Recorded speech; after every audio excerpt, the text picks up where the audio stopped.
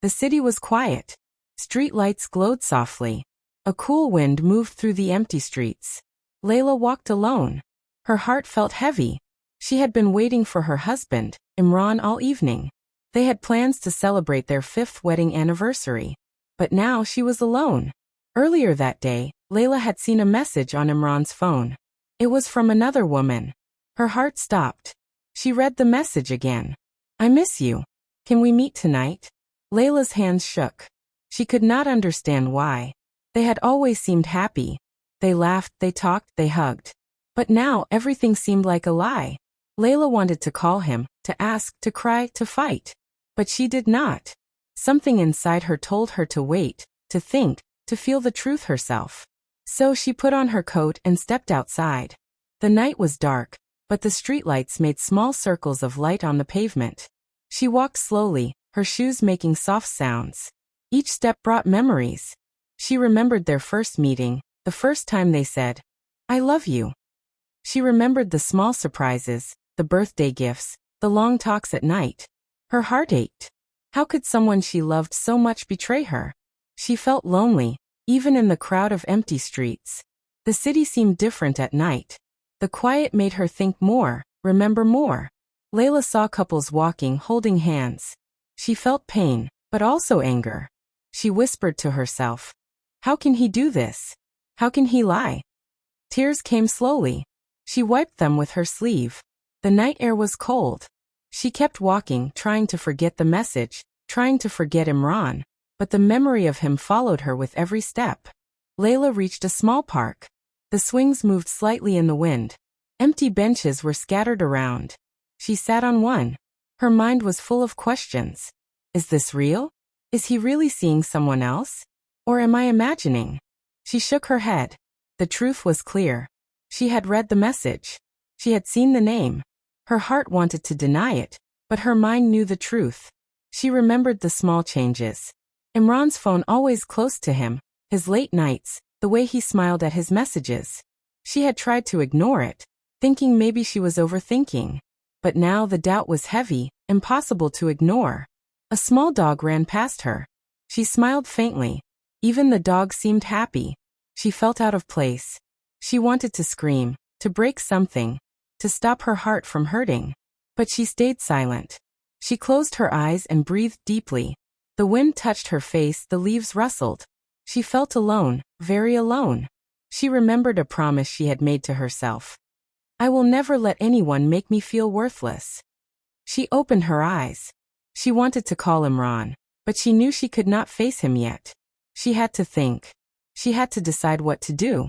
Memories came uninvited. Layla remembered their wedding day. She remembered the vows, the happy faces of family, the songs, the cake. How had it all gone so wrong? She felt the sharp edge of betrayal. She wanted answers, but she also feared them. The night seemed endless.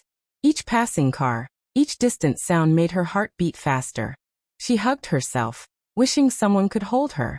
But there was no one. Only the shadows, only the streetlights, only the cold night. Layla felt a strange mix of sadness and strength. She knew she had to face the truth soon, even if it broke her heart. As she walked back home, Layla thought of confrontation. She thought of sitting with Imran and asking, "Why? Why me?" Her anger and pain were strong, but a small part of her still loved him. She remembered their laughter, their shared dreams. Could she really lose him? When she reached home, the door was open. A small light from the living room flickered. She stepped in quietly.